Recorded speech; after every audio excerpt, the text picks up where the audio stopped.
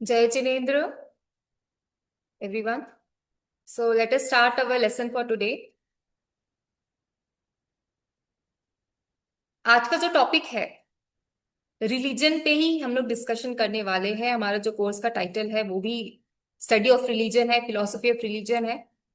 तो उससे रिलेटेड ही हमारी डिस्कशंस होंगी। रिलीजन से रिलेटेड काफी सारे मुद्दे हैं जो कि हमें अभी फिलहाल उसमें बात करनी चाहिए, जैसे कि रैशनल थिंकिंग है या नहीं रिलीजन में। फिर स्पिरिचुअलिटी है तो वो रिलीजन से कितनी अलग है। क्या स्पिरिचुअलिटी ही रिलीजन है और या तो फिर रिलीजन और स्पिरिचुअलिटी अलग अलग है।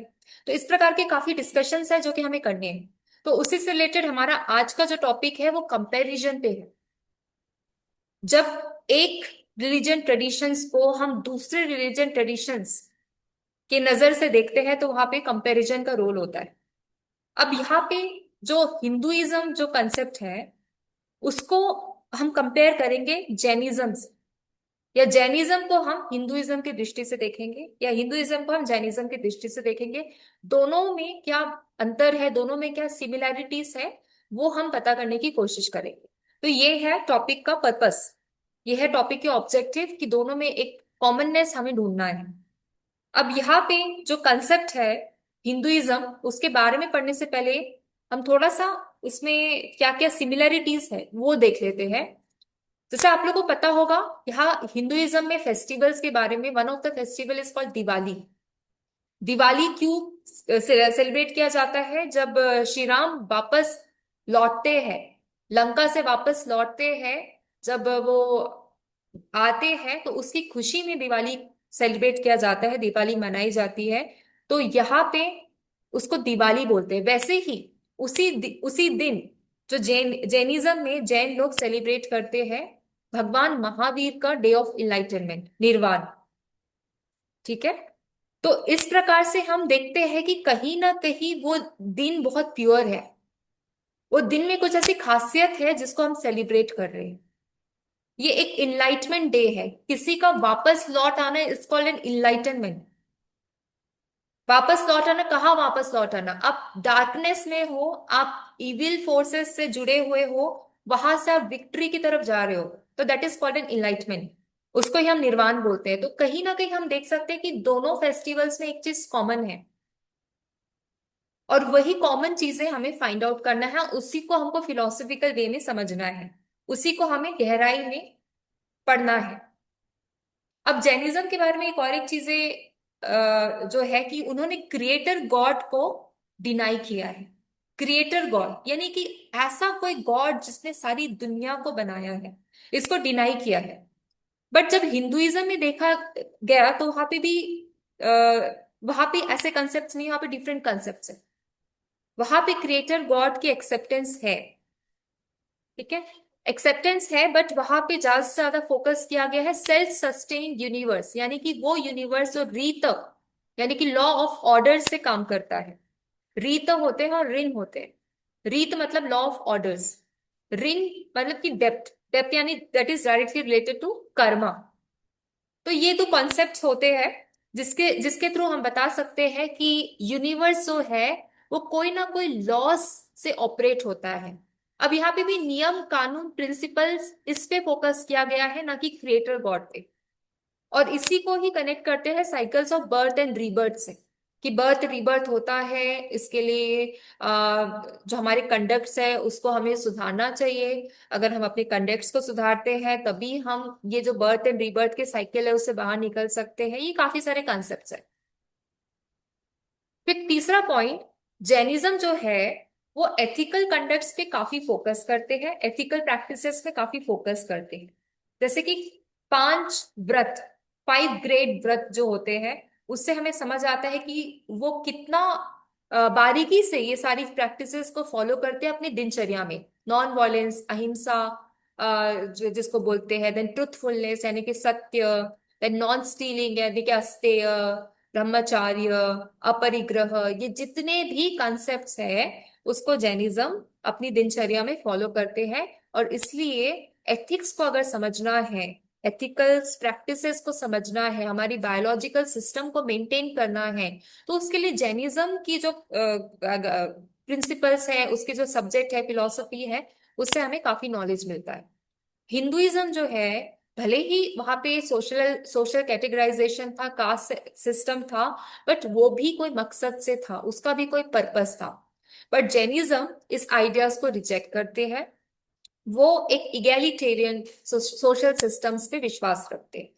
जैन के जो कैनॉन है, लिटरेचर है, वो इस बात को डिनाई करते हैं कि जो वेद है वो काइंड ऑफ गॉड के दिए गए हैं, या वेद ऐसा टेक्स्ट है जिसमें पूरा ज्ञान है। इस प्रकार की बातों को वो रिजेक्ट करते हैं, या मानते भी है तो उतने हद तक नहीं मानते हैं कि जितना जितना वैदिक पॉइंट ऑफ व्यू से देखा गया है।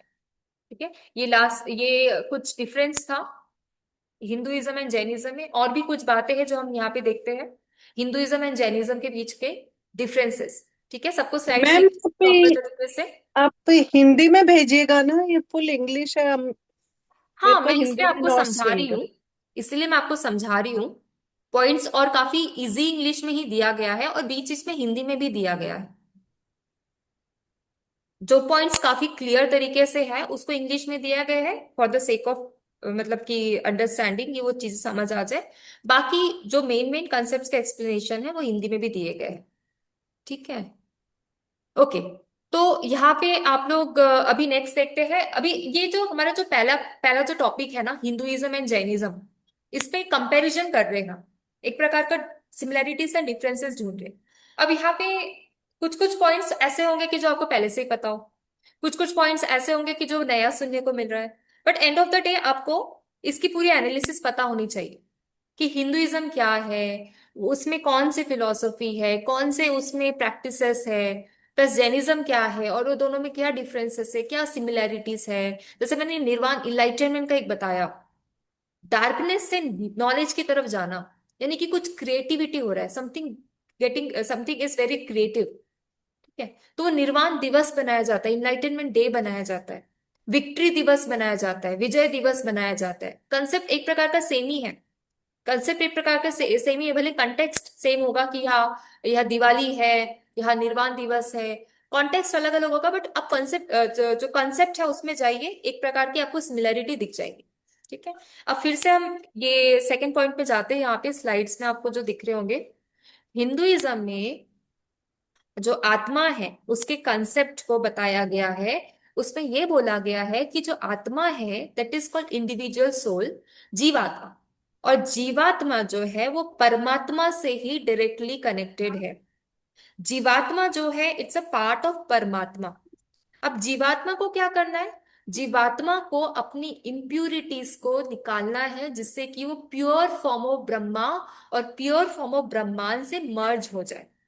जब वो प्रोसेस कंप्लीट होता है तो उसी को मोक्ष बोला जाता है। जैनिज्म में बोला गया है कि जितने भी सोल है, जीव है, जीवात्मा है, वो सुप्रीम सोल है। तो यहाँ का ऑब्जेक्टिव क्या है कि सोल में जो भी पुराने जो बुरे कर्म हैं, जो भी पूरे कर्म कर्म पुद्गल जो चिपक चुके हैं, उससे रिलीफ पाना है। इसी से हम मोक्ष की तरफ पहुंच सकते हैं। ठीक है, तो यहाँ पे थोड़ा सा कंसेप्ट समझ आ रहा होगा आपको, क्लैरिटी हो रही होगी कि कितना दोनों में अलग अलग तरीके से ये सारे विचार रखे गए हैं। हिंदुइज्म भी नॉन वायलेंस पे बिलीव करते हैं, बट ऐसा नहीं है कि टोटल नॉन वायलेंस करना है। अगर वायलेंस कहीं कहीं जरूरी है, जैसे कि विक्ट्री चाहिए हमको इविल फोर्सेस से, तो वो अलाउ है। जैसे महाभारत रामायण में जो एपिक्स है, जो मैंने आपको बोला कि काव्य काल में महाभारत एंड एपिक्स, ये सब महाभारत एंड रामायण जैसे एपिक्स की बात होती है। तो यहाँ पे अगर वॉयलेंस की जरूरत है, धर्म धर्म को प्रोटेक्ट करने के लिए अगर अधर्म की जरूरत है, तो that is allowed. Shri Krishna भी यही बोलते हैं कि धर्म को प्रोटेक्ट करने के लिए आपको जो भी करना पड़े आप करिए। तो कहीं ना कहीं यहाँ पे वॉयलेंस अलाउ है। बट जैनिज्म जो है does not believe in violence, violence पे वो बिलीव नहीं करता। हिंदुइज्म में के जो सुनिएगा, ट्रेडिशन थी। हाँ जी, कोई बोल रहा है? यहाँ तक क्लियर हो रहा है? आपको समझ आ रहा है? सब कुछ पॉइंट्स क्लियर है? ये हाँ, तो जैनिज्म में भी बोला जाता है, स्व रक्षा के लिए यदि हमको कुछ करना पड़े तो हम हाँ करना वो चाहिए करके। हाँ वो सही बात है, बट एकदम ओवरऑल पिक्चर लिया जाए तो जैनिज्म एकदम ज्यादा ही नॉन वायलेंस को प्रीच करते हैं, क्योंकि उनके जो 5 व्रत है, 5 उसमें व्रत में ही भी नॉन वायलेंस पे ही फोकस किया गया है। ठीक है। तो एकदम अगर एकदम डीप में जाए, डिटेल में जाए, तो ये समझ आता है कि नॉन वायलेंस जो है जैनिज्म का एकदम कोर आइडियोलॉजी है।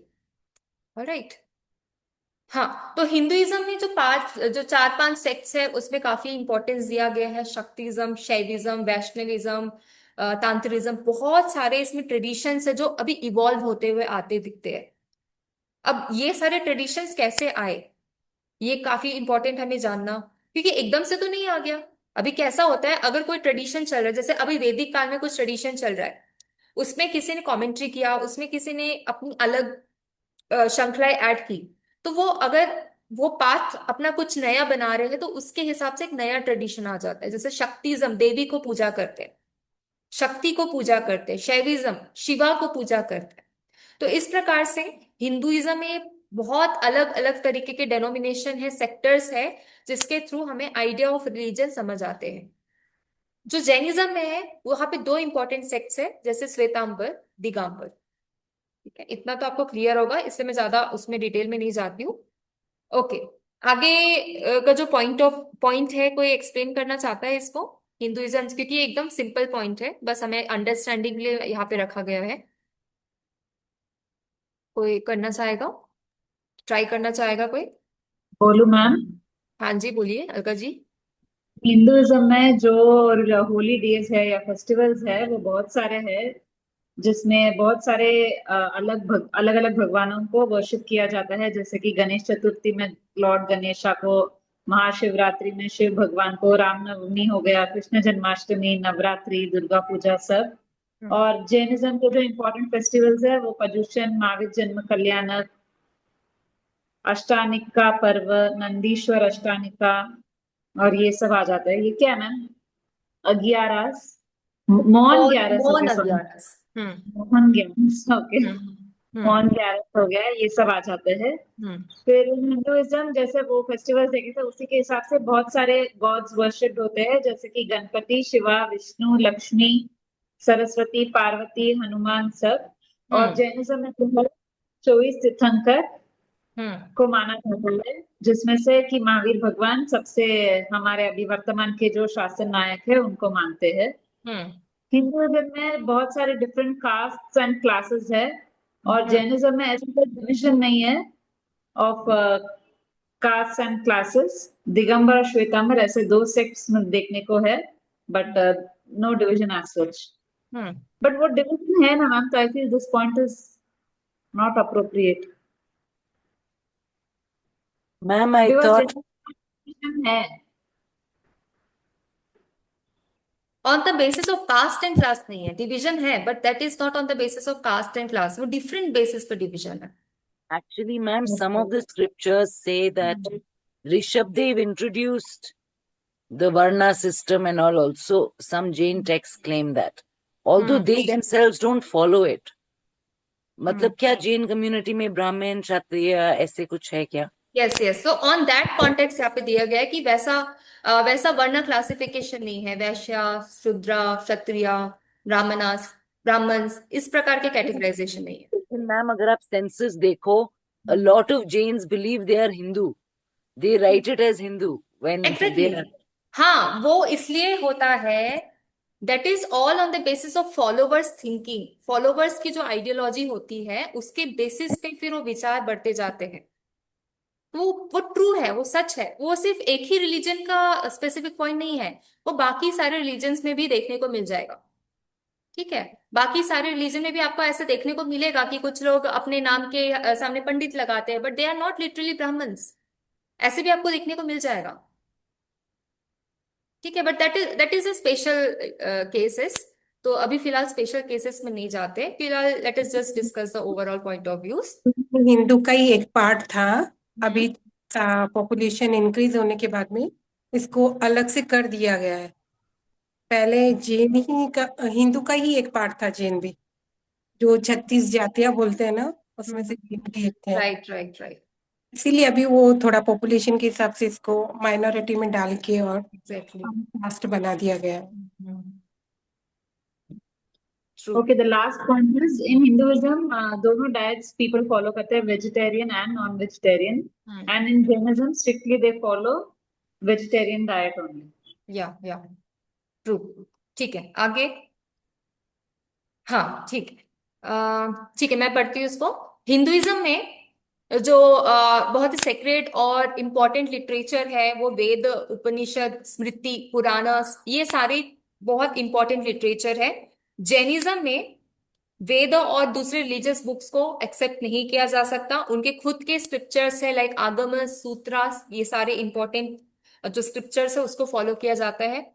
हिंदुइज्म में एनिमल सेक्रीफाइसेस जो होते हैं वो शक्तिज्म से रिलेट किए जाते हैं कि शक्ति देवी को प्रसन्न करने के लिए they do all kind of sacrifices. But Puranas and Gita, यहाँ पे एनिमल सेक्रीफाइसेस टोटली फॉरबिडन है, यानी कि उसमें भी अलग अलग प्रैक्टिसेस है जो कि अलग अलग ट्रेडिशंस के हिसाब से दिए गए हैं। एनिमल सेक्रीफाइसेस जैनिज्म में टोटली फॉलो नहीं किए जाते हैं। हिंदुइज्म में 4 स्टेजेस ऑफ लाइफ बताया गया है। ये स्टेजेस ऑफ लाइफ हमारे साल के हिसाब से डिवाइड किए गए, यानी कि अगर इंसान का लाइफ स्पैन 100 इयर्स कंसिडर किया गया तो उसको अगर 25-25 साल में डिवाइड किया गया तो पहले के 25 इयर्स जो होते हैं वो ब्रह्मचार्य होते हैं, यानी कि स्टूडेंट लाइफ। अभी वो ब्रह्मचार्य में स्टूडेंट को क्या करना है, he has to get educated, उसको एजुकेशन चाहिए, उसको अपनी लाइफ की अंडरस्टैंडिंग चाहिए, पूरी तैयारी चाहिए ताकि वो गृहस्थ आश्रम की रिस्पॉन्सिबिलिटी ले सके। फिर जब वो गृहस्थ आश्रम में एंटर करते हैं तो वहां पे भी 25 इयर्स तक उनको पूरी रिस्पॉन्सिबिलिटी उठानी पड़ती है और सोशली लोगों के साथ कनेक्ट करना पड़ता है, अपने आसपास के लोगों से इंटरेक्ट करना पड़ता है और इकोनॉमी में कंट्रीब्यूट करना पड़ता है। फिर आता है वानप्रस्थ आश्रम, जहां पे एक पर्सन को सब कुछ त्याग की कोशिश करनी पड़ती है। इट्स नॉट लाइक कि सब कुछ त्याग ही देना है, बट उसको कोशिश करनी है कि वो सब कुछ त्यागे और सच की खोज के लिए निकल पड़े। और वैसे ही जब वो फाइनली सब कुछ त्याग देता है तो वो लास्ट 25 इयर्स में संन्यास आश्रम पहुंच जाता है, जहां पे वो अपना और गॉड का कनेक्शन स्ट्रॉन्ग करने की कोशिश करता है। तो यहाँ पे हिंदुइज्म जो है, जो लास्ट के जो 2 स्टेजेस आप देख सकते हो, वानप्रस्थ आश्रम और संन्यास आश्रम, इसमें स्पिरिचुअलिटी का बहुत इंपॉर्टेंट रोल है। और ये भी इंपॉर्टेंट है कि धर्म को हर स्टेज में फॉलो किया जाए, पर जो लिबरेशन के जो चांसेस है वो फाइनल 2 स्टेजेस में ही पॉसिबल है। ठीक है, तो ये हो गया थोड़ा सा डिफरेंस। अभी जो हिंदुइज्म में है, ये काफी अलग अलग कंट्रीज में भी ये स्प्रेड है, लाइक नेपाल, भूटान, मॉरिशस, बाली, इंडोनेशिया, नॉर्थ अमेरिका, कैरेबियन, ये सब जगह हिंदुइज्म प्रैक्टिस किए जाते हैं। और पीपल जो जैनिज्म फॉलो करते हैं वो भी काफी जगह पे है, काफी कंट्रीज में भी है। और पर्टिकुलरली जो स्टेट्स है वो राजस्थान, गुजरात, महाराष्ट्र, मध्य प्रदेश, और जो स्मॉल स्मॉल ग्रुप्स दिखेंगे आपको जो कि बहुत सारे डिफरेंट कंट्रीज में एग्जिस्ट करते हैं। कुछ यहाँ पे सिमिलैरिटीज बता देते हैं हिंदुइज्म एंड जैनिज्म में। दोनों हिंदुइज्म एंड जैनिज्म री इनकारनेशन यानी cycle of birth and death पे बिलीव करते हैं। अब ये क्वेश्चन काफी लोग को आ जाता है कि क्या हिंदुइज्म क्या जैनिज्म किस प्रकार के री इनकारनेशन में बिलीव करते हैं, क्या लाइफ आफ्टर डेथ पे बिलीव करते हैं, इस प्रकार के क्वेश्चंस आ जाते हैं। माने ये एक प्रकार की सिमिलैरिटीज है हिंदुइज्म और जैनिज्म में। दोनों हिंदुइज्म जैनिज्म नॉन वायलेंस की प्रैक्टिस करते हैं। हिंदुइज्म जैनिज्म दोनों ने वेजिटेरियन डाइट के बारे में बताया है। दोनों ही मेडिटेशन को इम्पोर्टेंट मानते हैं, सेलिब्रेट करते हैं उनके फॉलोवर्स फेस्टिवल्स जैसे कि दिवाली। और उनके कुछ कॉन्सेप्ट सेम है, लाइक मोक्ष, संसार, कर्मा, ये सारे सेम है। उनके कुछ कुछ पार्ट्स डिफरेंट है बट मोस्टली उसमें सेमनेस दिख सकता है। और दोनों मानते हैं कि violence for self defence is permitted. तो आपका जो क्वेश्चन था उसका आंसर तो यहाँ पे दिया है, for self defence violence is kind of permitted. So उस पे हमारा कोई फिलहाल डिस्कशन करना उचित नहीं है। जितना समझना था उतना आई थिंक मुझे लगता है कि आपको समझ आ गया होगा कि इस प्रकार का उसमें सिमिलैरिटीज है प्लस डिफरेंसेस है। ठीक है, इतना क्लियर है आपको। अभी अगर एग्जाम में पूछा जाता है हिंदुइज्म को डिफाइन करिए प्लस डिफरेंस कीजिए या कंपेयर कीजिए जैनिज्म के साथ, तो आई थिंक कि इतना आपको क्लियर हो जाएगा on the basis of festival, social believes, उनकी आइडियोलॉजी, उनकी बिलीव्स और उनके प्रैक्टिसेस के बेसिस में आप एक प्रकार का कंपैरिजन कर सकते हैं। एक तो जनरल हो गया, बहुत ही ज्यादा जनरल हो गया, बट धीरे धीरे हम थोड़ा डेप्थ में जाएंगे तो आप लोग के आइडियाज, जो कोर आइडियाज है, वो और क्लियर होते जाएंगे। ठीक है, अभी हम वैदिक रिलीजन के बारे में समझते हैं, वैदिक धर्म के बारे में समझते हैं। वेदा जो शब्द है, वेद जो शब्द है, उसका मतलब होता है ज्ञान, नॉलेज। अब यहाँ पे जो वैदिक धर्म है और जो कल्चर है, वो किसी ने कंपोज नहीं किया था, यानी किसी इंसान ने नहीं बताया था। ये एक रिविलेशंस है। रिविलेशंस यानी कि किसी को ये सारे आइडियाज, इंट्यूशन, अंतर्ज्ञान के थ्रू ये मिल जाते हैं, उसको रिविलेशंस बोलते हैं। तो ये स्पिरिचुअल नॉलेज ही वेद में दिया गया है, वैदिक लिटरेचर में दिया गया है। और ये जो स्पिरिचुअल जो जो भी चीजें, बातें बताई गई है, वो मंत्रास के फॉर्म में लिखे गए हैं, वर्सेस के फॉर्म में लिखे गए हैं। तो जो ऋषिज जो थे, जो ये सारे आइडियाज को उन्होंने समझा, उनको मंत्र दृष्टा बोलते हैं। जो मंत्रों उसको देख सकते हैं, मंत्रों को देख के, उसको समझ के, डिकोड करके वो आगे के लोगों को पहुंचा सकते हैं। और जो उपनिषद की बात करते हैं, उपनिषद का मतलब होता है कि उपनिषद, गुरु के पास बैठ के विद्या लेना। तो उपनिषद में मोक्ष यानी कि लिबरेशन को ही ह्यूमन का हाईएस्ट गोल बताया गया है। और पुरुषार्थ, जो हमारे धर्म, अर्थ, काम एंड मोक्ष, इसमें भी आप देख सकते हो कि धर्म तो आपके सब अपने आपकी थ्रू आउट द लाइफ रहेगा। अर्थ भी, उसके बाद जैसे धर्म आता है वैसे अर्थ होगा, फिर काम होगा, फिर लास्ट में अल्टीमेटली जो फाइनल जो एम होगा इंसान का, दैट इज दी मोक्ष। तो मोक्ष को ही सबसे इंपॉर्टेंट माना गया है। और मांडुक्य उपनिषद में बताया गया है कि ब्रह्म विद ब्रह्म ब्रह्मैव भवति। जो ब्रह्मांड को जानता है, जो ब्रह्मांड को समझ सकता है, वो ब्रह्मा बन जाता है, ब्रह्मांड बन जाता है। ठीक है, ब्रह्मांड यानी कि वो परमात्मा, जो जीवात्मा परमात्मा से मिलना चाहता है, वो परमात्मा परमात्मा की बात हो रही है। तो मांडुक्य उपनिषद में बताया गया कि जो ब्रह्मांड को समझ सकता है, उसको जान सकता है, वो ब्रह्मांड बन जाता है या बनने की कैपेबिलिटी रखता है। और यही पर्टिकुलर चीज आज की कॉन्टेम्प्रेरी फिलोसफी में देखा जाए, जैसे श्री अरविंदो, वो भी यही बताते हैं कि अगर आपको उस स्टेज तक पहुंचना है, उस स्पिरिचुअल जर्नी तक आपको पहुंचना है, तो आपको अपना सेल्फ डेवलपमेंट करना पड़ेगा, अपना स्पिरिचुअल डेवलपमेंट करना पड़ेगा। इसी के लिए उन्होंने माइंड और हमने मेंटल स्टेट्स के कुछ स्टेजेस भी बताए हुए हैं कि हमारे मेंटल स्टेजेस कैसे इवॉल्व होते जाते हैं। जो बच्चे का माइंड होता है वो काफी प्री मैच्योर स्टेट में होता है, बट जब एडल्ट स्टेज में आते हैं तो मैच्योर स्टेट में होता है। वैसे ही हमारा स्पिरिचुअल लेवल भी इवॉल्व होता है। तो वो ही इवोल्यूशन कैसे होता है, जब हम स्क्रिप्चर्स पढ़ते हैं, रिलीजन की स्टडी करते हैं और उसमें लिखी गई आइडियोलॉजी को प्रैक्टिस करते हैं। ठीक है, तो ये हो गया थोड़ी सी कल्चर के बात। अभी वैदिक रिलीजन के संबंध में हम कुछ पॉइंट ऑफ व्यू पढ़ते हैं, जिससे कि हमें समझ आएगा कि वैदिक रिलीजन में ऐसा क्या दिया गया है और वैदिक रिलीजन का जो कल्चर है वो हमारे लिए इंपॉर्टेंट क्यों है। ओके, तो सबसे पहला जो पॉइंट है वो ये है कि यहाँ पे एक सुप्रीम इंटाइटी पे विश्वास किया जाता है। There is a belief in one supreme entity. भले ही यहाँ पे इतने सारे गॉड एंड गॉडेस का रेफरेंसेस है, बट अल्टीमेटली एक सुप्रीम इंटाइटी पे ही फोकस किया जाता है। ठीक है, तो आत्मन एंड ब्रह्मन, ये दोनों जो है, ये जो दो कॉन्सेप्ट है, इसको एक ही के दो रूप बताए गए हैं। मतलब एक ही सुपर इंटाइटी, सुप्रीम इंटाइटी को आत्मन और ब्रह्मन के रूप में बताया गया है। उपनिषद में ऐसा बोला गया है कि दोनों सेम है, but for the sake of understanding हम आत्मन एंड ब्रह्मन लेके चलते हैं, बट दिस बोथ, ये दोनों ही अल्टीमेट बीइंग के पार्ट है। अब जो मंत्रास दिए गए हैं, जैसे ईशा उपनिषद, वहां पे जो मंत्रास मैम दिए गए हैं। मैम एक डाउट है मैम, अभी आपने हाँ, बताया कि जो मंत्र है वो ऋषियों ने उसको डिकोड किया, तो मंत्र पहले लिखा किसने है?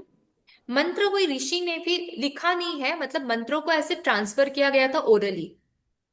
जो ओके। मंत्रस उन्होंने मेडिटेशन के थ्रू जो उनको ज्ञात होता है, उसको वो ओरल ट्रांसफर करते हैं अपने स्टूडेंट्स को। वेदों में ये बहुत इंपॉर्टेंट बात है कि वो लिखने पे कम विश्वास करते हैं, बोल के उसको प्रैक्टिस करने में ज्यादा विश्वास करते हैं। तो आज भी आप जब वैदिक स्कूल में जाएंगे तो आप देखेंगे कि वहां के स्टूडेंट्स कॉपी बुक लेके लिखते नहीं है, लिखते हैं बट इतना ज्यादा नहीं जितना ज्यादा वो बोलते हैं। वैदिक मंत्रों को प्रैक्टिस करते हैं, चैंटिंग करते हैं। तो जो पहले के जो मुनि जो ऋषि होते थे, उन्होंने ये सारे मंत्र पहले देखे, यानी मंत्र दिष्टा थे, तो मंत्र उन्होंने जो भी उनको ज्ञात हुआ वो मंत्र को समझे और लोगों तक पहुंचाना यानी कि अपने जो शिष्य होते हैं उनको बताना शुरू किए। अब उनके शिष्यों ने उनके जो डिसाइपल्स थे उन्होंने ये सब चीजें लिखना शुरू कर दिया ताकि वो कोई भूल ना जाए। होता है ना, गुरु की बात अगर लिखी नहीं गई तो भूल जाते हैं। ये हमारे Yes, माइंड का लिमिटेशन है, हमारे ब्रेन का लिमिटेशन है कि हम इतनी सारी चीजें याद नहीं कर सकते। तो फिर धीरे धीरे वो लोग लिखना शुरू कर दिए ताकि वो प्रॉपर रिकॉर्ड फॉर्म में आ जाए। ठीक है? तो ओके। इस प्रकार से वो नॉलेज आज हमें वो मिल रहा है। तो जो ईशा उपनिषद में जो मंत्र दिए गए हैं उसमें बोला गया है कि सुप्रीम ब्रह्मांड जो है वो सब जगह है। ईशावास्यमिदं सर्वम यत् किंचा जगत्यम जगत। तो इस प्रकार का बोला गया है बातें, जिसका मतलब है कि all this what ever there is changeful in this changing universe should be enveloped by the Lord. Protect the self by this renunciation. Do not covet the wealth of anyone. इसका मतलब है कि जहां भी आप जितने भी यूनिवर्स में बदलाव देख रहे हो, चेंजेस देख रहे हो, उसको कहीं ना कहीं से कवर किया गया है अल्टीमेट बीइंग के द्वारा। यानी कि अल्टीमेट बीइंग जो है वो अनचेंजिंग है। अंदर ही जो अल्टीमेट बीइंग के अंदर जो भी चीजें आते हैं उसमें ही बदलाव होता है। इंट्रैक्शंस के थ्रू बदलाव होता है, इन्वायरमेंटल के इम्पैक्ट के थ्रू बदलाव होता है, बट वो बीइंग में ही बदलाव होता है। अल्टीमेट बीइंग जो है वो अनचेंज फॉर्म में रहता है। ठीक है? तो ये ईशा उपनिषद में बताया गया है कि जो सुप्रीम इंटाइटी है वो वन एंड ओनली है, एंड दैट इज अनचेंजिंग। पुरुषा सूक्ता जो ऋग्वेद में है, जैसे ऋग्वेद का जो क्लासिफिकेशन है वेदों का, ऋग्वेद, सामवेद, यजुर्वेद, अथर्ववेद, ये क्लासिफिकेशन जो पहले के वेदों में, यानी जब ऐसा वेद होल लेते हैं तो वो क्लासिफिकेशन नहीं आता है, but for the sake ma'am of notes piece. Hindi में दे देंगे ना आप हाँ, बाद में? नोट्स हिंदी में दे देंगे ना आप? नोट्स हिंदी में हाँ मैं दे दूंगी बाद में, बट फिलहाल हम लोग कोशिश करते हैं कि आप लोग खुद नोट्स बनाइए। ठीक है? सब लोग खुद ही नोट्स बनाइए जो जो मैं आपको पॉइंट्स बता रही हूँ, क्योंकि इतनी सारी पॉइंट्स मैं जो बता रही हूँ शायद उसमें नोट्स में नहीं मिलेंगे। मैं दे भी दूंगी तो शायद वो नोट्स में आपको नहीं मिलेंगे। ठीक है? तो फिलहाल आप फोकस फोकस कीजिए कि आप लोग अपने नोट्स वगैरह जो भी है बना के रखिए। लेटस लेटस मतलब एमए की स्टडीज को ना, जैसे एमए की स्टडीज होनी चाहिए वैसे करते हैं। ठीक है? कोशिश करते हैं। फिलहाल हम फोर्थ सेमेस्टर में आ गए तो ये कोशिश तो नहीं होनी चाहिए थी, प्रैक्टिस होनी चाहिए थी, but let us again practice it, let us start doing it. ठीक है? नोट्स बनाते हैं प्रॉपर तरीके से, खुद को नोट्स पढ़ते हैं ताकि सिस्टमेटिक वे में होते रहे। फिर बाद में तो अल्टीमेटली आपको सब कुछ मिल जाता है, अवेलेबल हो जाता है नोट्स वगैरह जो भी है। बुक्स तो मैंने आपको बता दिया है, बुक्स पढ़ना, बुक्स बुक्स ही पढ़ना शुरू कीजिए, तो उसमें भी आप अंडरलाइन कर करके वो फाइनल आप एज अ नोट्स उसको तैयार करके रख सकते हैं। ठीक है? तो ये चीज आपको अपनी रेगुलर स्टडीज में रखना है। राइट? हाँ, तो मैं बात कर रही थी पुरुषा सुक्ता की, जो कि ऋग्वेद, अभी ऋग्वेद जो भी है, जो क्लासिफिकेशन दिए गए हैं वो क्लासिफिकेशन हमारी ईज के लिए दिए गए हैं, यानी कि हमारे समझने के लिए दिए गए हैं। बट वेदों का ऐसा क्लासिफिकेशन नहीं है। वेदों का क्लासिफिकेशन नहीं है, सिर्फ उसको उसके सिमिलैरिटीज के बेसिस में वो डिवाइड किया गया है। क्योंकि ऋग्वेद में मोस्टली जो है मंत्रास आपको दिखेंगे, सामवेद में आपको दिखेंगे चीजें जो कि म्यूजिकल है, म्यूजिक से रिलेटेड है। अथर्ववेद में वो चीजें दिखेंगे जो जो कि प्रैक्टिसेस से रिलेटेड है, जैसे आयुर्वेद वगैरह हो गए, प्रैक्टिसेस है वो हमारे वेलबींग के प्रैक्टिसेस, वो सारी चीजें दिए गए हैं। तो यहाँ पे जो ऋग्वेद है, ठीक है, ऋग्वेद है, उसमें पुरुषा सुप्ता एक प्रकार ऑफ वर्सेस है, वहां पे सुप्रीम ब्रह्मा के बारे में बताया गया है, पुरुषा के बारे में बताया गया है। और वो पुरुषा जो है वो यूनिवर्सल सोल है। और जो पहला मंत्र बताया गया है पुरुषा का, उसमें यही बताया गया है कि जो परफेक्ट बीइंग है, परफेक्ट बीइंग कैसा होता है, किस प्रकार का होता है, उस प्रकार का रेफरेंस दिया गया है। और ये जो परफेक्ट बीइंग का डेफिनेशन है ना, वो काफी हद तक जो हमारा जो कॉस्मो है, कॉस्मो का जो डिजाइन है, जो आज साइंटिस्ट डिस्कवर कर पा रहे हैं, साइंटिस्ट पता कर पा रहे हैं, उसी से काफी हद तक रिलेटेड दिख पाता है। ठीक है, तो बस मैं सिंपल तरीके से समझा रही हूँ कि पुरुषा सुक्ता जो ऋग्वेद में है, वहां पे यूनिवर्स के बारे में क्या बताया गया है, वो अल्टीमेट बीइंग के बारे में क्या बताया गया है। तो ये तो पहला बात हो गया कि वैदिक कल्चर में एक सुप्रीम इंटाइटी के बारे में बात की गई है, सुप्रीम इंटाइटी के बारे में। और वो सुप्रीम इंटाइटी के बारे में इस प्रकार से बात की गई है कि ये समझ जाए कि हमारे और जितने भी लोग हैं, जीव जंतु हैं, उनके बीच में कोई डिफरेंस नहीं है। डिफरेंस क्यों नहीं है? क्योंकि ultimately we are part of the one and the same being. अब यही बात जो मैं अभी बोल रही हूँ आपको, वेदों में जो लिखा है, वो बाकी के रिलीजियस ट्रेडिशन में भी आपको देखने को मिल जाएंगे। ठीक है, एक ओमकार जो बोलते हैं, सतनाम, ये क्या है? ये यही बता रहे हैं कि जो एक है वही है। ठीक है, that is the ultimate being, that is the supreme being. अब इसमें वैदिक कल्चर में दूसरा इंपॉर्टेंट फैक्ट ये है कि इन्होंने ज्ञान और कर्म, एक्शन एंड नॉलेज, इस चीज पे फोकस किया है। वैदिक रिलीजन के अनुसार एक्शन बहुत इंपॉर्टेंट है हमारी डेली लाइफ के लिए। हम जो भी अपनी क्रिया एंड प्रतिक्रिया कर रहे हैं, that is ultimately making our life. तो जो सेकंड मंत्रा है ईशा उपनिषद में, उसमें ये बताया गया है कि जो भी हम एक्शंस करते हैं, उसी से हम अपनी डिजायर्स, हमारी जो डिजायर्स है उसको पूर्ण कर सकते हैं, उसको कंप्लीट कर सकते हैं। Only by performing actions one should desire to live 100 years in this earth. Action के थ्रू, मतलब इसको समझना थोड़ा कॉम्प्लिकेटेड है, बट ऐसे समझिए कि अगर आपका ये चीज क्लियर है, आपके पर्पस क्लियर है, आपके गोल क्लियर है, तो आप अपनी लाइफ को स्टैंडर्डाइज कर सकते हो, आप समझ सकते हो अपनी लाइफ को। ठीक है, तो एक्शन इज वेरी इंपॉर्टेंट। अगर आप इस प्रकार से एक्शन करते हो कि आपको ये लाइफ जब तक है तब तक आपको अपने जो काम है, क्रिया है, उसको कंप्लीट करना है, तो आप अपने एक्शन से आप अटैच नहीं हो जाओगे। ठीक है, आप अपने काम से अटैच नहीं हो जाओगे, क्योंकि आपको पता है कि एक बार एक कर्म हो जाएगा तो आपको फिर यहाँ से जाना ही है। तो आप सिर्फ कर्म के लिए यहाँ पे हो, अपने कर्म को खत्म करने के लिए हो, कर्म को पूर्ण करने के लिए हो, तो वो कर्म से आपका बॉन्डेज नहीं होता है। तो इस प्रकार से सेकंड मंत्र जो ईशा उपनिषद है, सेकंड मंत्र जो उसके सेकंड मंत्र है, वहां पे दिया गया है। ठीक है, ओके। नेक्स्ट, जो लेटर वैदिक लिटरेचर है, जैसे कि ब्राह्मणस, आरण्यकास, अभी ये जो टेक्स्ट है ना, ब्राह्मणस, आरण्यकास, ये सब चीज के बारे में आगे और अच्छे से बताऊंगी। बट फिलहाल आप इतना समझिए कि जो वैदिक क्लासिफिकेशन हो गया, ऋग्वेद, सामवेद, यजुर्वेद, अथर्ववेद, ये क्लासिफिकेशन इसीलिए किया गया ताकि हम जो इसकी कॉम्प्लेक्सिटी है उसको समझ सके। जैसे कि बात ये होगी कि पहले तो उसको लिखा नहीं गया, ओरली ट्रांसफर किया गया। जब वो ओरली ट्रांसफर होने के बाद लोगों ने डिकोड करके लिखना शुरू कर दिया, तो लिखते लिखते उन्होंने क्लासिफाई करना भी शुरू कर दिया कि ये जो कॉमन बातें हैं ये मंत्रों के बारे में है, तो इसको ऋग्वेद में डाल दिए। और क्योंकि मंत्र दृष्टा बोलते हैं तो ये सबसे पुराने हैं, तो ये ऋग्वेद को सबसे पुराना माना जाता है। ठीक है, तो इस प्रकार से क्लासिफिकेशन हुआ। और फिर उपनिषद भी जो है, उपनिषद भी वेदों का पार्ट है। अब उपनिषद क्या है? मोस्टली कमेंट्रीज है, गुरु एंड शिष्य के बीच में कॉन्वर्जेशन है। तो ऑब्वियसली बात है, कॉन्वर्जेशन तो तब आएगा जब वो चीजों के बारे में हम डिस्कशन करते हैं, और इसीलिए उपनिषद वेदों के बाद आता है। वेदांत भी बोलते हैं, जब वेदों का अंत होता है तो उपनिषद की शुरुआत होती है। ठीक है, तो ये हो गया वैदिक लिटरेचर के बारे में। और जो ब्राह्मणास, आरण्यकास, अब आरण्यकास क्या होता है? आरण्यकास यानी कि फॉरेस्ट लिटरेचर। जो ऋषिज थे वो मोस्टली उनकी प्रैक्टिसेस फॉरेस्ट में होती थी। जब फॉरेस्ट में वो घूमते थे तो वहां पे जिस प्रकार के उनके रिचुअल्स होते थे, जिस प्रकार की उनकी प्रैक्टिसेस होती थी, वो सारी चीजें आरण्यकास में दी गई है।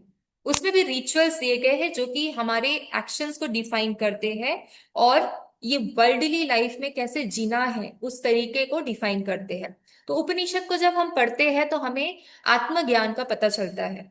आत्मज्ञान के बारे में जो ज्ञान जो हमें मिलना चाहिए उसके बारे में हमें जानकारी मिलती है। उपनिषद में इस प्रकार की कथा दी गई है, इतने सारे डायलॉग्स जो दिए गए हैं वो क्वेश्चन आंसर्स के रूप में, कि गुरु कुछ क्वेश्चंस पूछ रहा है, शिष्य कुछ क्वेश्चन पूछ रहा है, गुरु आंसर दे रहा है, एक प्रकार का डायलॉग चल रहा है, और उसमें आत्म ज्ञान संबंधित क्लैरिटी आ जाती है। तो यहाँ पे ये समझना इंपॉर्टेंट है कि एक्शन भी इंपॉर्टेंट है, नॉलेज भी। तीसरा, जो वैदिक कल्चर में जिसको इम्पोर्टेंट माना गया है, वो माइंड की प्यूरिफिकेशन। शिव संकल्प सुक्त यजुर्वेद से जो है उसमें बताया है कि good will and purification of mind ये बहुत इंपॉर्टेंट है।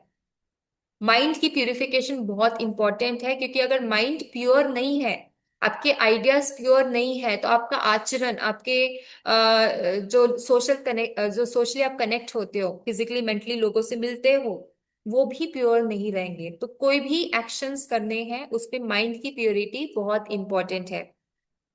और यहाँ पे ये मंत्र ये भी बताते हैं कि दुनिया में जितनी भी चीजें हो रही है वो हमारे माइंड के परिणाम स्वरूप हो रही है। जैसे कि डेकार्ड्स का भी आपने पढ़ा था कि मैं जो सोच रहा हूं वही मैं हूं, मैं सोच रहा हूं मैं हूं।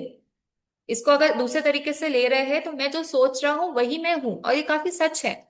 दूसरे फिलोसफीज में भी आप जब पढ़ोगे तो आपको पता चलेगा कि हाँ, मैंने कल 10 साल पहले सोचा था कि मैं ये बन जाऊंगा, ये बन जाऊंगी, और आज मैं देखो मैं वही हूं। तो कहीं ना कहीं आप जो सोच रहे हो वो रियलिटी में कन्वर्ट होते जाती है। तो माइंड की प्यूरिटी पे बहुत फोकस किया गया है।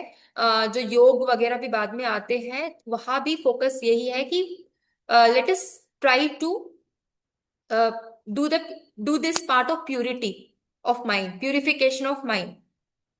तो यहाँ पे माइंड के पास बताया गया है कि बहुत बड़ी शक्ति है, ये इंसान को उसके डेस्टिनी तक पहुंचा सकती है। बट एक प्रॉब्लम है कि माइंड डिस्ट्रैक्ट बहुत जल्दी हो जाता है। डिस्ट्रैक्ट इसलिए होता है क्योंकि सेंसेस वहां पे सपोर्ट नहीं करते। तो we have to control the senses. Senses को कंट्रोल करेंगे तो ह्यूमन माइंड भी कंट्रोल में रहेगा, और उसमें गुड थॉट्स आएंगे। जब गुड थॉट्स आएंगे तो इंसान जो है अपने मार्ग की तरफ, अपनी डेस्टिनी की तरफ पहुंच सकता है। तो ये जो मंत्र से बताए गए हैं, ये इस प्रकार से बताया गया कि may that mind of mind be of auspicious resolution. Auspicious यानी शिव, रिजोल्यूशन यानी संकल्प। तो शिव संकल्प जिसको बोलते हैं, शिव शिव संकल्प सुक्ता। शिव जो नाम है, it's like it denotes auspiciousness, purity को डिनोट करता है। रिजोल्यूशन यानी संकल्प। तो हमारा माइंड जो है वो शिव संकल्प इस प्रकार से होना चाहिए जिससे कि हमारा जो भी टास्क होगा, जो भी एक्शन होगा, वो भी प्योर होगा। तो वेदों में जो भी मंत्र चैंट किए जाते हैं, फोकस ये रहता है कि माइंड की प्योरिटी को बढ़ाया जाए, माइंड को प्योर किया जाए। इवन जो ध्यान लगाते, मेडिटेशन करते, तपस्या करते, उसका भी मेन मकसद यही है कि हमारे माइंड में जो भी मिलावट है किसी भी चीजों के लिए, किसी भी बातों के लिए, उसको हटा दे। जब तक माइंड से ये सारे जो चीजें हैं वो निकलेंगे नहीं, तब तक हमारा जो नॉलेज को लेके जो प्यार है वो पूरा नहीं होगा। ठीक है, नॉलेज हम प्राप्त नहीं कर पाएंगे क्योंकि ये माइंड हमेशा हमें डाइवर्ट करते रहेंगे। राइट। तो इसलिए यहाँ पे प्यूरिफिकेशन ऑफ माइंड पे फोकस किया गया। नेक्स्ट है वर्शिप, नेचर वर्शिप। ये बात तो आप लोग ने सुना ही होगा, आई मीन देखा ही होगा कि जो वैदिक काल से चले आ रहा है नेचर की वर्शिपिंग।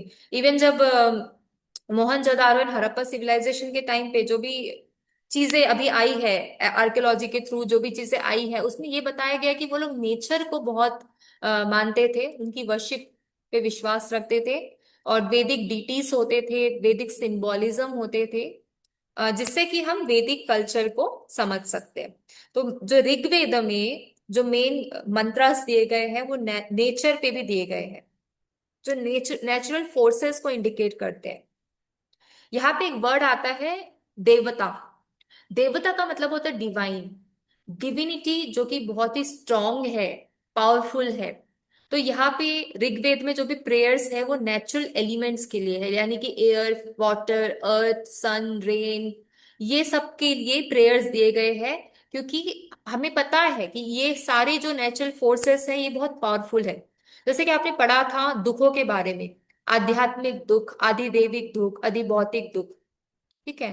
तो अधिदेविक दुख, अभी देवों की पूजा होती है ताकि जो अधिदेविक दुख है उससे हम मुक्त हो जाए। जो भी जैसे कि अभी बारिश हो गई, हमारे फसल खराब हो गए, वो नहीं होने चाहिए, वो दुख नहीं आने चाहिए, इसलिए देवता की पूजा होती है। अग्नि देवता, ये वायु देवता, ये इनकी पूजा होती है ताकि ये जो जो भी चीजें चल रही है सिस्टमेटिक चीजों से, जो भी लॉ एंड ऑर्डर चल रहा है, जो मैंने आपको बताया रीत रीत, ठीक है, जो भी रीत चल रहा है वो प्रॉपरली मेंटेन हो जाए। तो ये तो एक पार्ट हो गया कि नेचर वर्शिप वैदिक काल से चली आ रही है। और सिंबोलिज्म पे भी बहुत फोकस किया गया है, क्योंकि सिंबोलिज्म से हम इन्वायरमेंट से कनेक्ट हो पाते हैं, हम खुद को इन्वायरमेंट से आइडेंटिफाई कर पाते हैं।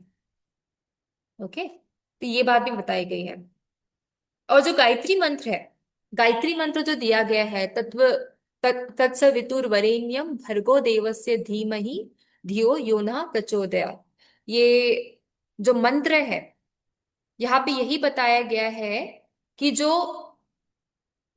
जो सविता, सविता यानी कि जो सन गॉड है उसको डिनोट करते हैं, जो उनके ब्रिलियंस पे जो फोकस करता है, तो वही डिजायर करता है कि वो इंटेलिजेंट हो जाए।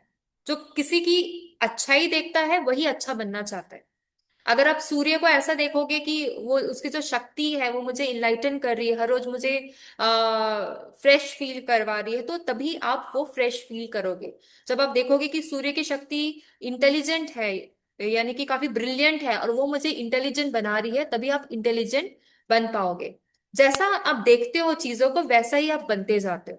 तो यहाँ पे जो मंत्र में बताया गया है कि आप जब ये मंत्र चैंट करते हो, तो आप जो सविता है, जो गॉड है, उनको आप रिक्वेस्ट करते हो सन गॉड को कि आपको इंटेलिजेंस दे, बुद्धि दे, ताकि आप वो बुद्धि से, जैसे कि वो सूर्य देव सबको इनलाइटन कर रहे हैं, सब जगह रोशनी ला रहे हैं, वैसे ही आप भी बुद्धि और इंटेलिजेंस से सब जगह जो नॉलेज है, ज्ञान है, वो लेकर आ सको। तो गायत्री मंत्र इस प्रकार इंपॉर्टेंट है, जो कि हमें कनेक्ट करते हैं हमारे आसपास के नेचर से, हमारे सराउंडिंग से, और उसकी पूजा होती है जिससे कि हम नेचुरल फोर्सेस को एक शक्ति के रूप में देख सके, ठीक है, नेचुरली उस चीज को समझ सके। तो ये हो गया फोर्थ पॉइंट, नेचर वर्शिप, वैदिक डीटीज, वैदिक सिंबोलिज्म। तो अभी तक क्या क्या पढ़े हमने? वैदिक कल्चर में हमने पढ़ा कि वो एक सुप्रीम इंटाइटी पे विश्वास रखते हैं। दूसरा, नॉलेज यानी कि ज्ञान, और एक्शन यानी कि कर्म, ये दोनों चीजों पे फोकस करते हैं। तीसरा, माइंड की प्यूरिटी पे फोकस करते हैं। फोर्थ, नेचर को वर्शिप करते हैं, वैदिक डीटीज को वर्शिप करते हैं। ठीक है, तो इस प्रकार ये फोर्थ पॉइंट मैंने आपको बताया अबाउट द वैदिक कल्चर। तो अगर वैदिक कल्चर के बारे में पूछा है एग्जाम में कि what is right about the Vedic culture, right about the nature of Vedic culture, तो उसमें आप ये सारे पॉइंट्स मेंशन कर सकते हो। ठीक है, यहां तक कोई डाउट आप लोग को, कुछ ऐसा लग रहा है कि समझ नहीं आया है? नहीं मैम। क्लियर हो रहा है क्या बोलने की बात, क्या बातें चल रही है, क्या पर्पस है ये सारी चीजें का, ये क्लियर हुआ है? Yes ma'am. ओके, ठीक है। अभी फिफ्थ पॉइंट पढ़ते हैं, फिर उसको खत्म करते हैं, फिर नेक्स्ट पॉइंट हम नेक्स्ट क्लास से लेंगे। जो वैदिक कल्चर में जो बात बताई गई है वो साइंटिफिक बेसिस पे बताई गई, मोस्टली अबाउट द वैदिक रिचुअल्स। जो भी रिचुअल्स बताए गए हैं, यज्ञास बताए गए हैं, मंत्रास की चैंटिंग बताई गई है, या कोई स्पेशल ऑफरिंग्स आपको सुनने को मिलते होंगे कि आपको नारियल चढ़ाना है, आपको फूल चढ़ाना है, कि प्रसाद चढ़ाना है, इस प्रकार जब का जो सिस्टमेटाइजेशन दिया गया है वो साइंटिफिकली प्रूवन है, साइंटिफिक बेसिस पे दिया गया है। जैसे यहाँ पे महर्षि अंगीरा वो बताते हैं कि 25 फॉर्म ऑफ बेसिक रिचुअल्स होते हैं। जब आप जो अग्नि देव है उनको आप जब ऑफरिंग्स देते हो, तो आप 25 टाइप ऑफ रिचुअल्स होते हैं। और ये रिचुअल्स जो होते हैं इसमें काफी चीजें आपको ऑफर करनी रहती है। जैसे वहां पे ये नहीं बोल रहे हैं कि आप बहुत बड़ी बड़ी चीजें ऑफर करो, वहां पे छोटी छोटी चीजें की ऑफरिंग बताई गई है, जैसे कि घी ऑफर करना है, सीसेम सीड ऑफर करना है। ये सब चीजें ऑफर करने से जो अग्नि देव है वो प्रसन्न होते हैं, वो खुश होते हैं। जब वो खुश होते हैं तो वहां पे आप अपनी जो भी इच्छाएं हैं उनके सामने रख सकते हो। अब जब इच्छाएं वहां पे रखते हो तो आपको एक सेटिस्फेक्शन मिलता है, अंदर से एक क्लैरिटी आती है कि वो इच्छाएं की पूर्णति या पूर्ण तरीके से वो चीजें कंप्लीट हो जाएगी। ठीक है। तो यहाँ पे जो ऑफरिंग्स है, ऑफरिंग्स का बहुत इंपॉर्टेंट रोल है वैदिक रिचुअल्स में। यहाँ पे बिल्कुल भी नहीं बोला गया है कि आप भगवान को धन दौलत दो, बहुत बड़ी बड़ी चीजें जाके अर्पण करो, बिल्कुल भी नहीं। छोटी सी छोटी चीजें भी आप ऑफर कर सकते हो। और वहां पे ये भी मेंशन किया है कि आप जो भी ऑफर कर रहे हो वहां पे, उससे आपको एक प्यूरिटी महसूस होगी। तो जो रिचुअल है इससे ऑस्पिशियसनेस होता है, आपको एक शांति मिलती है, आप में आपके जो वाइब्रेशंस है, एनर्जी है, उसमें एक परिवर्तन दिखने को मिलता है, और आपकी जो एटमॉस्फेयर है वो भी प्योर होती है। अब इसका एकदम स्ट्रेट एग्जांपल मैं कोविड टाइम के बारे में बताती हूँ। कोविड टाइम में ऐसा कुछ भी साइंटिफिक नहीं आया था कि आपको घर पे ये अगरबत्ती वगैरह जलाने से वो वायरस जो है वो खत्म होंगे। बट बहुत लोगों ने, इवन पतंजलि से भी ये रिकमेंड, यानी जो योग, जो रामदेव बाबा का भी जो आ रहा था, तो ये आया था कहीं ना कहीं कि आप गोबर जलाओ, ये जलाओ, वो जलाओ, काफी चीजें आ रही थी। ओके। कितना सच था कितना नहीं वो हमें नहीं पता, साइंटिफिक एविडेंस नहीं पता। बट काफी लोगों के अनुभव से पता चला कि ये सारे प्रैक्टिसेस से उनके घर पे वाइब्रेशन जो है वो पॉजिटिव हो गए। और इवन उनपे जो वाइब्रेशन जब पॉजिटिव हो गए तो वो भी एक हेल्दी एनवायरनमेंट फील करने लगे। तो ये छोटे छोटे रिचुअल्स जो हम लोग करते हैं, और इवन जो साउथ इंडिया है वहां पे ये काफी जो रिचुअल्स है काफी हद तक किया जाता है कि वो भी अपने घरों में वो अगरबत्ती या जो भी है जलाते हैं, ताकि जो अति भौतिक दुख जिससे हमें मिलता है, यानी कि मच्छर कीड़े वगैरह, वो दुख हमें ना मिले। ठीक है। तो ये साइंटिफिक इसका एविडेंस कहीं ना कहीं देखने को मिल जाता है, और ये रिचुअल्स का भी साइंटिफिक एविडेंस है, जिससे कि पता चलता है कि ये रिचुअल्स को समझना, जानना और करना कितना इंपॉर्टेंट होता है। ठीक है। तो साइंटिफिक एविडेंस है, इतना ही मुझे बताना था। ऑलराइट। ओके।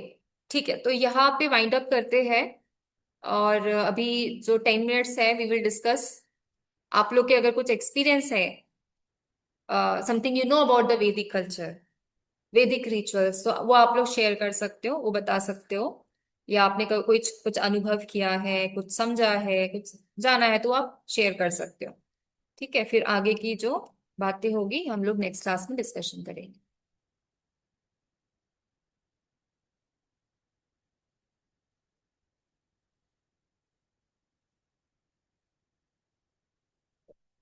ओके, बताइए। एक्सपीरियंस नहीं का हम्म।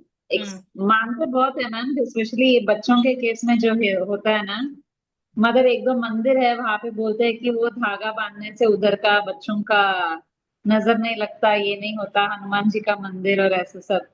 तो उनके जो है दो भी नो, हम जैन है इन सब में नहीं मानते, बट वो उस साइड हम फुल हो जाते हैं।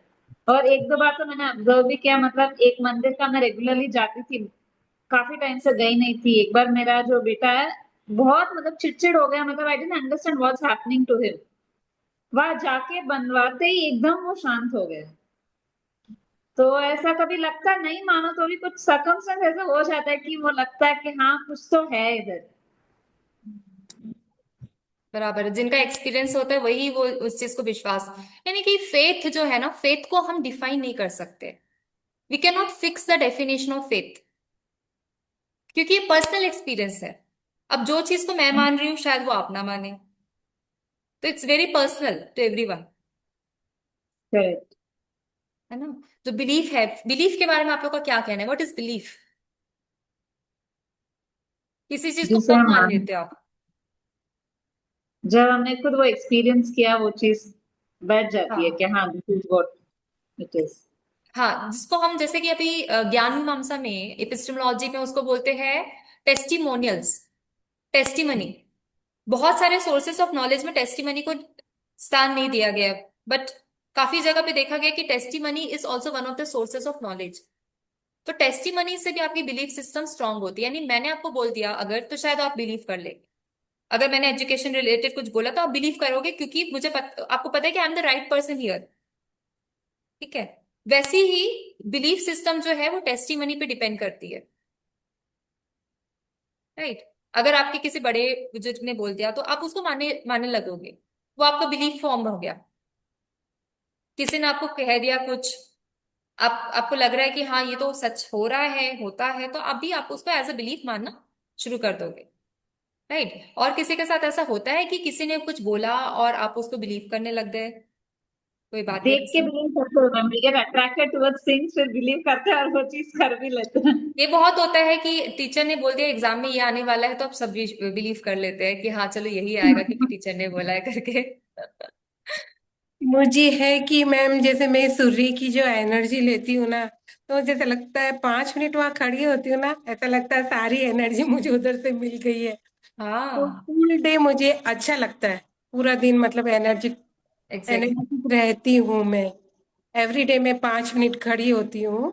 हम्म। तो ये 27 टाइम में ओम सूर्याय नमः करके तब बोलती हाँ, हूँ। बिल्कुल। तो मुझे फेथ है, ऐसे बिलीफ है कि मेरा रियल में एनर्जी मुझे मिल रही है, और जो भी नेगेटिविटी बॉडी की है उसी वक्त बाहर निकल जाती है। ऐसा मैं सोचती और करती भी हूँ everyday. Good good, very nice. Scientific है ना, बिकॉज क्या हो रहा है, हमारी वाइब्रेशंस प्योर हो रही है।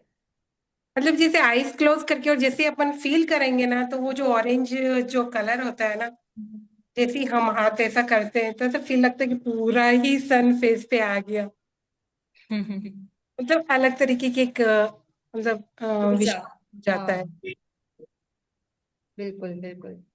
Energy is very important, and आजकल जो हम लोग योगिक प्रैक्टिस कर रहे हैं उसमें यही फोकस है हमारा कि हम एनर्जी को बैलेंस करके रखें, हमारी पॉजिटिव एनर्जीज को इंक्रीज करें और नेगेटिव एनर्जीज को कम कम कम कम कम करते जाए। That is the main purpose, वही मेन मकसद है। कभी कभी लगता है मैम जैन है तो हमें ये चीजें करनी चाहिए, नहीं करनी चाहिए। बट हम्म। जैसे बालाजी महाराज को मानना, मुझे कुछ भी सडन प्रॉब्लम आती है, मैं हनुमान चालीसा लगा देती हूँ घर में, और अगले 5 मिनट में इतना पीस फील होता है घर के अंदर, मुझे सारी चीजें अच्छी होने लगती है। कभी गुड। बोलती जैन है हमको नहीं माननी चाहिए ये चीजें, बट ठीक है, हम पूरे सारे भगवान को मैं रखती हूँ मंदिर में, और सबकी जैसी पूजा करनी है वैसी मैं करती हूँ। एग्जैक्टली, मतलब ये मानना ना मानना, मैं वही बोल रही थी कि जो बिलीफ सिस्टम है ना वो हमारे पर्सनल एक्सपीरियंस से ज्यादा आता है, राइट। पर्सनल एक्सपीरियंस या तो टेस्टिमनी, ठीक है, या तो कोई चीज अगर रिपीटेड हो रही है, उसके आउटकम्स पॉजिटिव आ रहे हैं, कोई ये काम कर रहा है, कोई रिचुअल परफॉर्मेंस हो रहा है और उसको आउटकम्स अच्छे पॉजिटिव मिल रहे हैं, तो आपको लगने लगता है कि हाँ ये सच है, this is the truth, correct. है ना। तो मैंने जो आपको बोला, जो सच की खोज है, जो अभी यहाँ पे बताया गया है कि ये स्टेजेस ऑफ लाइफ है, एजुकेशन लाइफ, देन उसके बाद गृहस्थ जीवन, देन वानप्रस्थ, अभी वानप्रस्थ से ट्रुथ की खोज होने लगती है। यानी कि जो इंसान ने जो भी चीज प्रैक्टिस की है लाइफ टाइम, वो सोचने लगता है कि क्या सच है क्या गलत है, ये जो मैंने किया है लाइफ में क्या यही सच है या इससे भी ऊपर कुछ सच है। इस प्रकार की जब मेडिटेशन होती है, रिफ्लेक्शन होती है, तो उस इंसान को नॉलेज का जो होता है, उसका ज्ञान जो होता है उसमें वृद्धि होती लगती है। तो आप वैसे लोगों से आप मिलोगे ना जो ये सब प्रैक्टिस कर रहे हैं, स्पिरिचुअलिटी वगैरह प्रैक्टिस कर रहे हैं, तो वहां से आपको नॉलेज बहुत ज्यादा मिलेगा और उस पर आप बिलीव कर सकोगे ये सारी चीजों पे, क्योंकि आपको पता है कि इन्होंने काफी सोच विचार करके ये बात बता रहे हैं मुझे। इन्होंने ऐसे नहीं बता दिया कि बुक में लिखा है और मुझे बता दिया, ऐसा नहीं है। ये बहुत सोच समझ के एनालिसिस करके मुझे ये बात बता रहे हैं, तो that is next to the truth, है ना। ये चीजें होती है काफी। आप जब बड़े एकदम जो सीनियर है उनसे बातें करते हो तो काफी क्लैरिटी मिल जाती है चीजों को लेके, आपके छोटे छोटे डाउट्स भी क्लियर हो जाते हैं।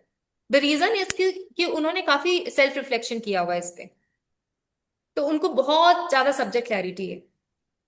इस वे में ना मैंने स्वस्तिक का भी एक्सपीरियंस किया। मतलब there were times when I used to get too much frustrated and irritated, तो मैं बहुत नेगेटिवली रिएक्ट कर देती थी, मतलब गुस्सा आ जाना ये सब।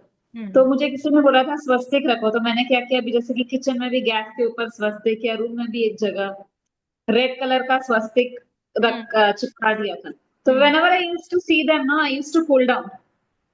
तो धीरे धीरे वो करते करते आई इंस्टेंटली स्टॉप रिएक्टिंग, मतलब उस इंस्टेंट पे आई डोंट रिएक्ट। तो hmm. That also worked very well. Right, that is true. वही मैं आपको भी वो ये स्टेज ओपन रखती हूँ कि बिलीफ आता कैसे है, late us just think on हाँ, दिस। थिंक वो हो जाता है तो वी स्टार्ट बिलीविंग कि हाँ दिस हाँ वर्क्स। एग्जैक्टली। बट बिलीफ और स्टीरियोटिपिकल जो चीजें हैं उसमें एक थिन लाइन है, यू नो। वो बिलीफ कब करेक्ट। स्टीरियोटिपिकल फैक्ट बन जाता है, we don't know. And we should not make it like ये करना ही है, ऐसा नहीं करना है। We don't have to do that कि हम हमारे ये बुजुर्ग लाइक हमारे सीनियर्स करते आ रहे तो we also have to do this this this, ऐसा नहीं होना चाहिए। जैसे लोग नींबू मिर्ची सब करते हैं बहुत लोग हाँ हाँ, मानते हैं।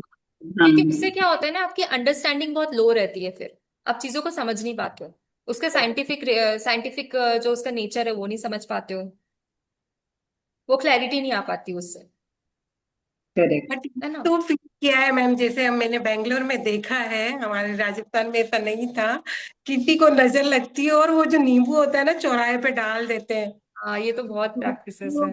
पाँव जब रख के जब हम घर में एंटर होते हैं ना, रियल में वो अच्छा नहीं होता एक्चुअली। एक्सपीरियंस हम्म। भी बोलते हैं कि है ना, घर से बाहर आ रहे हो तो, अंदर आ रहे हो तो आप पाँव धो के आइए ताकि नेगेटिविटी बाहर ही रहे करके। मैं मेरे हस्बैंड को बोलती हूँ क्योंकि चिकपेट में एक्चुअली हर घर और दुकान के बाहर बहुत रखा हुआ रहता है, हाँ तो ट्रू। वो हमेशा होता ही है। फिर उससे क्या है, ऐसा बताते हैं कि बहुत ज्यादा पाँव में दर्द रहता है और ये सब भी। तो सिमर आई एम टॉकिंग। ये फील किया है कि मैं यदि पाँव धो लेते तो शायद वो नहीं रहता। नेगेटिव एनर्जी चले जाती है ना, मुझे लगता है कि एवरीथिंग इज एनर्जी, मतलब it's my personal opinion. Energy है सब कुछ, उसको ही समझना है, उसी को हम अलग अलग फॉर्म्स नेम देते रहते ये हैं। होता या नहीं होता, बट हम लोग ऐसा मानते हैं। हाँ।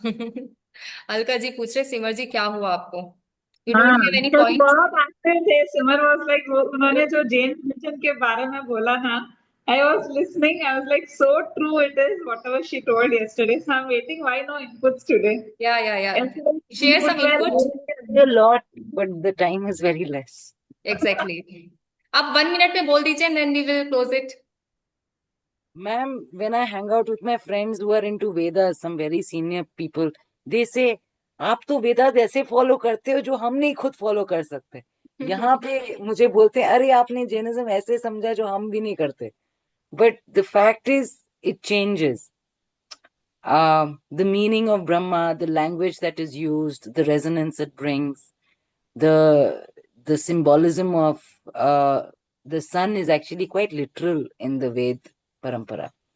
But we can talk about it next time. I've exactly.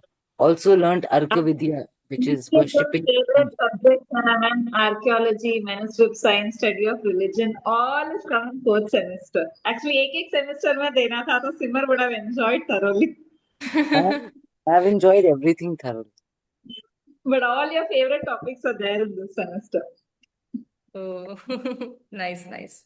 Okay, then we will wind up, you know. All right. See you in the next class, everyone. Yeah. Bye bye. Okay. Jai Jinendra. जय Shri ma'am. Jai Jinendra.